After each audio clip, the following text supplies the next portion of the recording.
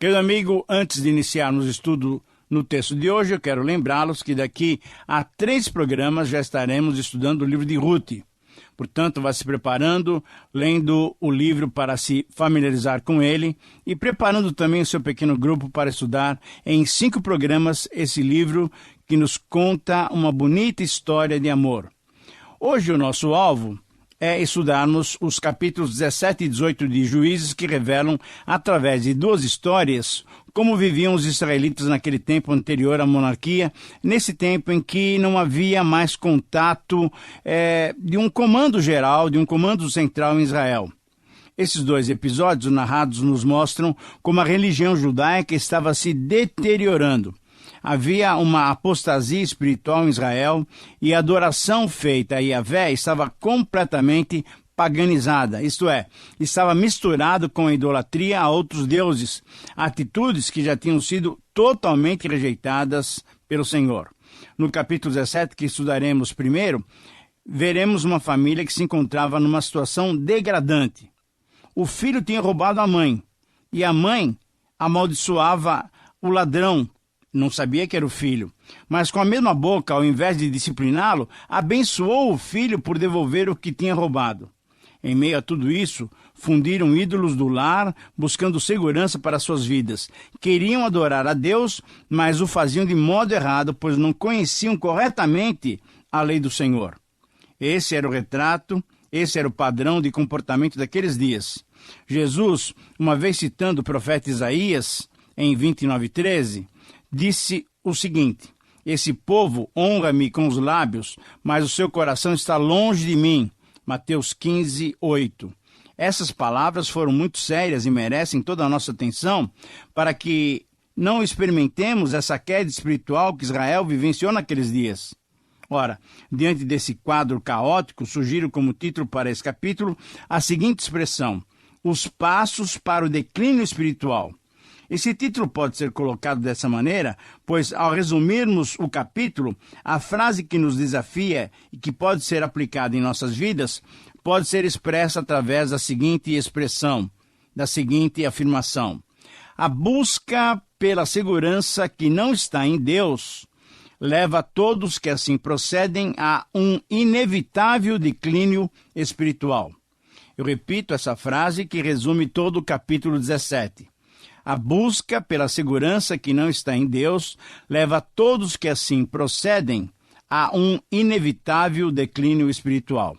E nesse texto, através da história da família de Mica, vamos encontrar 7 passos que podem nos levar a um declínio espiritual.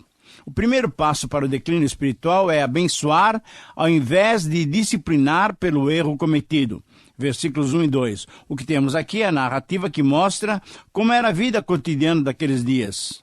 O pai já não estava mais presente no lar, pois certamente ele tinha morrido. A mãe e o filho viviam sob o mesmo teto, mas se percebe que não tinham um relacionamento franco e direto. O filho tinha roubado da sua própria mãe uma quantia de 1.100 ciclos de prata, o que equivalia aproximadamente a 13 quilos de prata.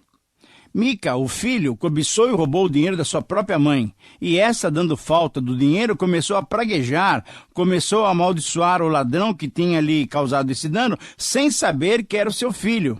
Ora, ouvindo as maldições proferidas por sua mãe e crendo no poder dessas maldições, como se cria naqueles dias, Mica então resolveu devolver o dinheiro e se livrar da maldição. Ao fazer isso, a mãe teve uma atitude surpreendente. Ao invés de disciplinar esse rapaz, esse homem, ela simplesmente começou a louvá-lo, começou a agradecer e invocou sobre ele uma bênção com a qual, conforme se cria, a maldição era quebrada. Numa demonstração de completa falta de disciplina e de santidade, essa situação nos mostra o grau da superficialidade e da confusão religiosa daqueles dias. O segundo passo para o declínio espiritual é dedicar os nossos bens para uma adoração incorreta. Versículo 3. A situação ficou pior ainda porque, quando a mãe recebeu esse dinheiro de volta, ela deu para Mica para que fizesse um ídolo para o seu lar. ao dizer que dedicava aquele dinheiro para adoração a Yahvé e pedir que fosse produzida uma imagem, o desejo da mãe era que se fabricasse uma imagem de madeira e que ela fosse recoberta de prata, mas com certeza surge uma pergunta que está na mente de alguns dos que me ouvem agora. Por que alguém adoraria o Senhor dessa forma tão estranha, mandando fabricar um ídolo? A resposta só pode ser dada quando consideramos essa ação como uma demonstração da anarquia espiritual em que vivia a nação israelita. Querido amigo, nós precisamos conhecer claramente a palavra de Deus para não pecarmos, para não ofendermos a santidade do nosso Deus. O terceiro passo para o declínio espiritual é insistir na busca de segurança que desagrada a Deus. Mica devolveu o dinheiro para sua mãe, que, tendo de volta o dinheiro, ela separou 1/5 do valor e deu a ourives, encomendando um ídolo para o lar. De posse do dinheiro, o ourives produziu a imagem de escultura encomendada e entregou à família. E a partir dali, aquela imagem esteve sempre presente na casa de Mica. Por terem que crer na proteção de um Deus que eles não viam, que não podiam tocar, por terem que crer em um Deus invisível, os israelitas, influenciados pelos idólatras, mesclaram a sua adoração com a adoração pagã, desrespeitando as determinações de Deus. Lá no livro do Êxodo, claramente há essa afirmação. Não deviam fazer imagem de escultura de forma nenhuma. Por isso, então, o quarto passo para o declínio espiritual é se entregar, deixando-se influenciar pelas circunstâncias. Versículos 5 e 6. No verso 6, nós lemos que naqueles dias, sem que ainda houvesse rei em Israel, cada um fazia o que lhe parecia mais correto, tanto em relação à vida de adoração, quanto em relação a outras áreas da vida. E exatamente aqui está o perigo de nos deixarmos influenciar, não apenas pelos de fora da comunidade, mas de nos deixarmos influenciar por aqueles de dentro das nossas próprias comunidades que desenvolvem, infelizmente, práticas contrárias à vontade de Deus. Mica, então, fez para si uma estola sacerdotal, e assim como fizera Gideão em 8:27, ele fez também outros ídolos, provavelmente colocando-os no altar. E num ato de total rebeldia às leis de Deus, ele consagrou um dos seus filhos, agora perceba bem, para que servisse como sacerdote para a família. O que percebemos aqui é que, sendo a mãe uma mulher que desconhecia as leis divinas de adoração, ela deu um mau exemplo para o seu filho Mica, que também errou nessa questão e ainda mais provocou a ira do Senhor, consagrando um dos seus filhos como sacerdote. Essa era uma função exclusiva à tribo de Levi, à família de Abraão. Ora, querido amigo, mais do que nunca necessitamos conhecer a vontade de Deus, que está claramente expressa nas Escrituras Sagradas.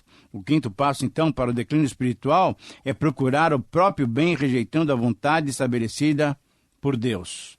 Nos versículos 7 a 9, nós encontramos um novo personagem que entra nessa história e é um levita que, de acordo com a legislação mosaica, eles tinham recebido 48 cidades para o seu uso pessoal. Mas esse levita tinha saído da sua cidade, estava insatisfeito com aquela localização, e aí então saiu por todo Israel procurando uma cidade para morar e para ser bem-sucedido.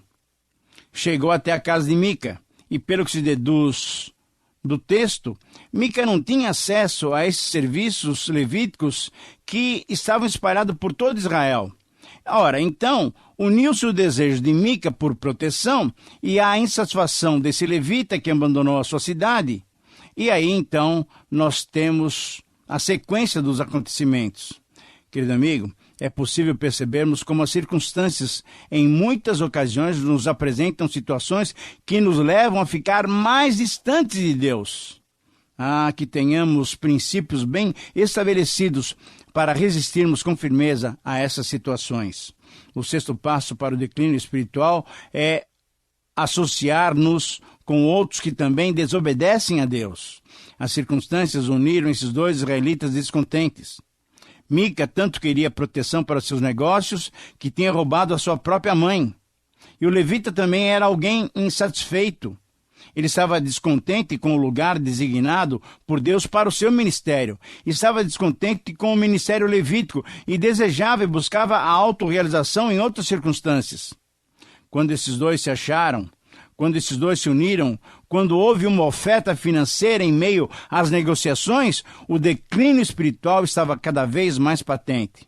O levita passou a ser o sacerdote particular de Mica, além de ser tratado por ele como um dos seus filhos. Aquele filho designado como sacerdote perdera o seu posto. Querido amigo, o 7º passo, então, para o declínio espiritual é sentir-se seguro no erro, crendo que Deus nos está abençoando. Mas por que, afinal de contas, Mica queria um sacerdote particular em sua casa?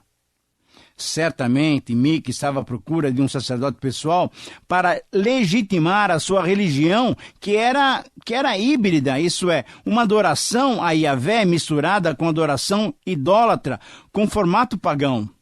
Mica queria sentir seguro de que estava sendo aceito por Deus. Todos nós sabemos que o ministério sacerdotal era fundamental na religião israelita, pois ele servia como mediador entre os homens e Deus. Era esse o papel do sacerdote. Entre todos os erros de Mica, talvez o mais significativo foi ele ter contratado um levita para exercer o papel de sacerdote, corrompendo totalmente o papel sagrado tanto do sacerdote como do levita.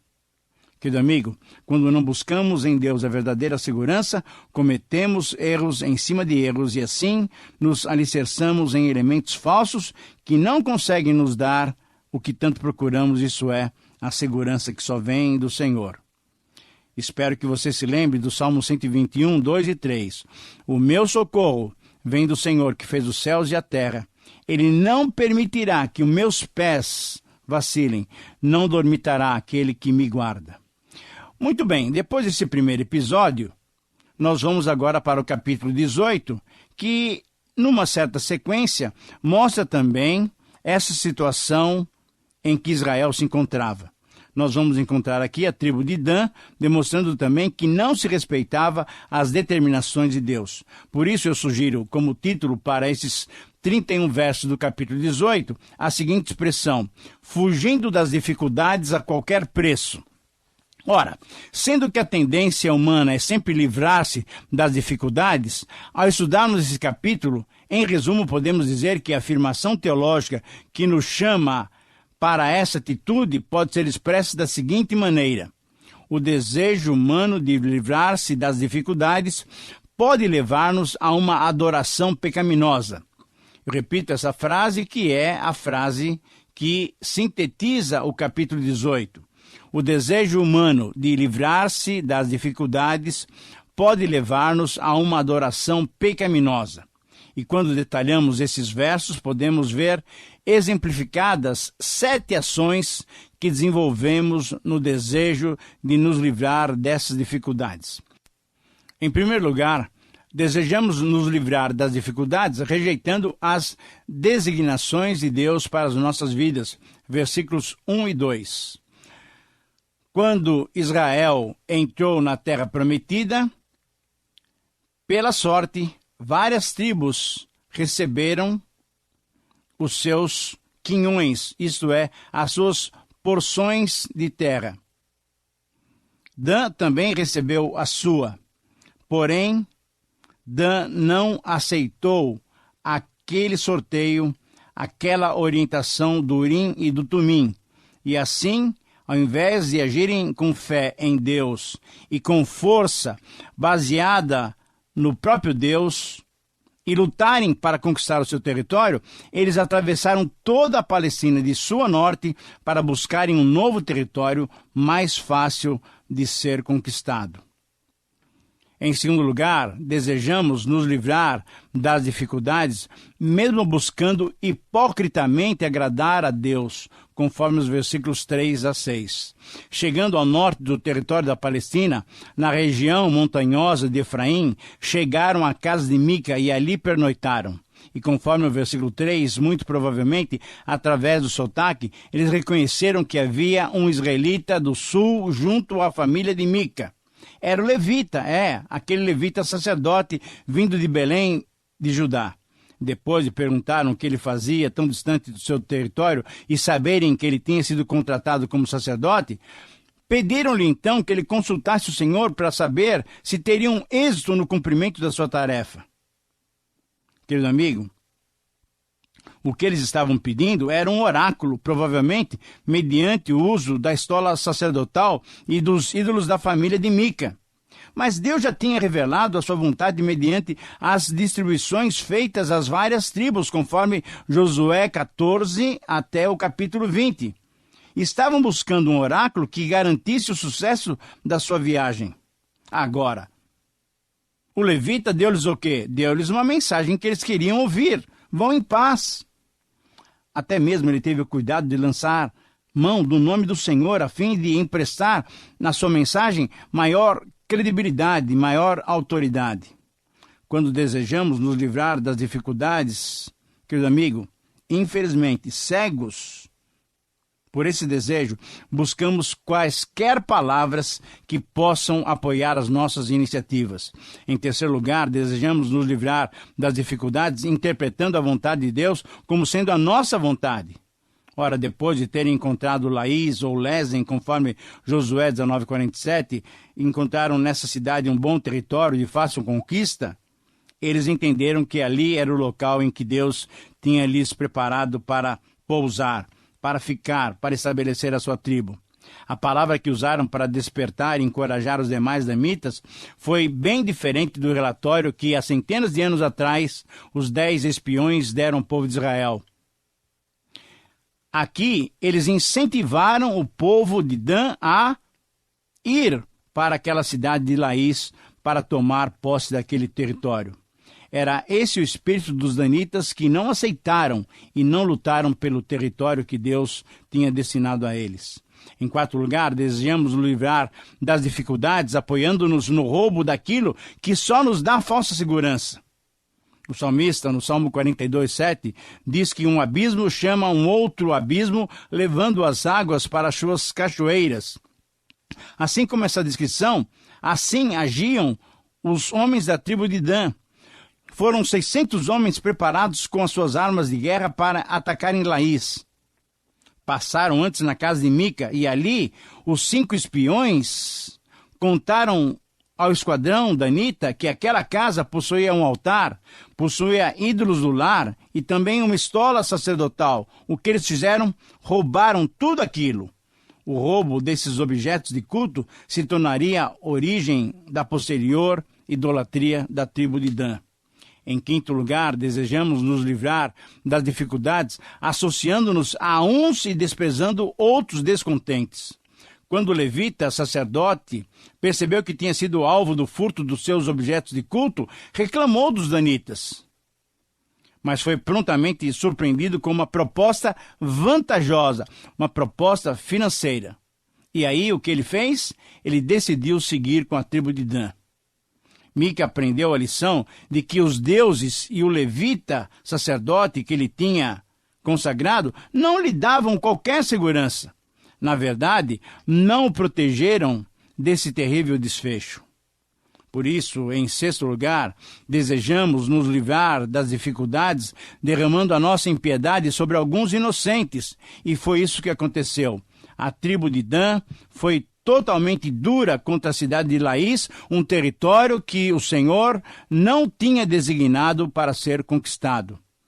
A tribo de Dan certamente se esqueceu das divisões da terra feita por Josué.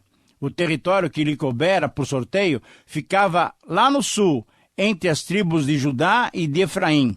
Ao invés de confiarem em Deus, ao invés de deixar Deus lutar por eles mesmos, eles mataram os inocentes habitantes de Laís, provocando um incêndio destruidor da cidade. Nesse território, depois de construir a cidade, Dan se estabeleceu e ali construiu um centro religioso que, junto com Betel, depois da divisão do reino, se opuseram à adoração que era feita em Jerusalém. Então, em sétimo lugar, com esse desejo grande que nós temos de nos livrar das dificuldades, ao invés de enfrentá-las no poder de Deus, veja só, mesmo originando e permanecendo na prática que divide o povo de Deus, nós ficamos firmes nesse desejo de nos livrar das dificuldades. Nos versículos 28 e 31, são os versículos finais desse texto, nós temos a revelação do nome do levita sacerdote. Era Jonatas, ele era filho de Gerson, que era filho de Manassés. Porém, através de um estudo aprofundado no hebraico, na língua original, entende-se que Jonatas era filho de Gerson, portanto neto de Moisés, e não de Manassés. Muito bem, mas se essa tradução for correta, e eu creio que é correta, temos que colocar esse episódio bem no começo do livro de Juízes, o que vem corroborar com as palavras de 18:1, que mostram que Dan ainda estava procurando um lugar bom para se estabelecer. Num período da história israelita em que não havia uma liderança espiritual forte e única em Israel, o que se percebe através desse episódio é que cada israelita, cada família e até cada tribo desenvolvia suas próprias práticas religiosas como bem lhes parecia.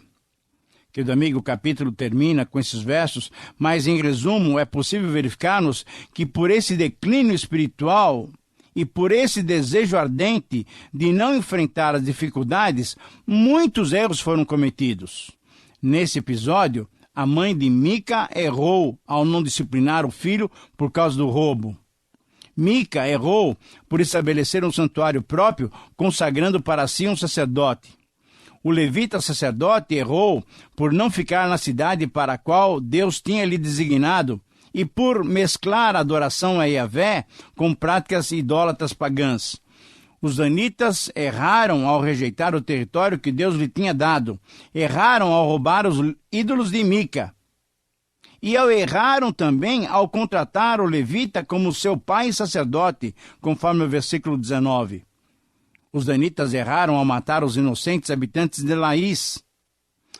Querido amigo, que possamos estar firmados no Senhor para enfrentar as duras batalhas que vão surgir e que, ao invés de nos livrarmos das dificuldades, possamos ter em mente as palavras de Tiago 1 e 2 e 12, que mostram o valor das provas. Chegamos ao final de mais um tempo de estudos. Muito obrigado pela sua atenção e eu agradeço a Deus também pela sua capacitação. Um grande abraço.